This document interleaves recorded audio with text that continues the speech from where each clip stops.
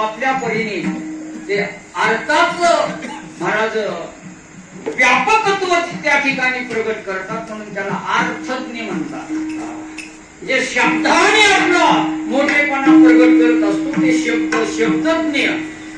पण शब्दज्ञ होण्यापेक्षा शब्दज्ञानाने काही पदरात पडत नाही बरं का.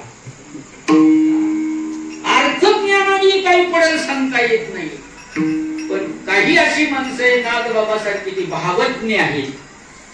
खरं माणसाने भावज्ञ असावं आणि म्हणून आज जगाच्या पाठीवर नागबाबाने केलेल्या रामायणाचा सगळ्यात जास्त गौरव होतो.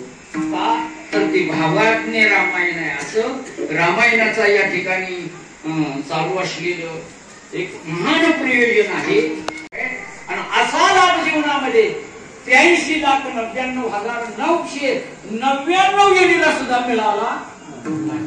पण तो आपल्याला काय झालेला आहे, मिळालेला आहे. करा परीक्षण महाराज, पशु पक्ष्याचं परीक्षण करा महाराज. जीवनामध्ये महाराज अतिशय महत्वाचं आपल्या जीवनाच्या सार्थकतेचं ज्ञान कुणालाच दिलं नाही.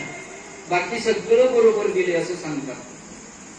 बदल केला नाही आहार निद्रा भोजमय तोड, सर्व प्राण्याशी समसमान.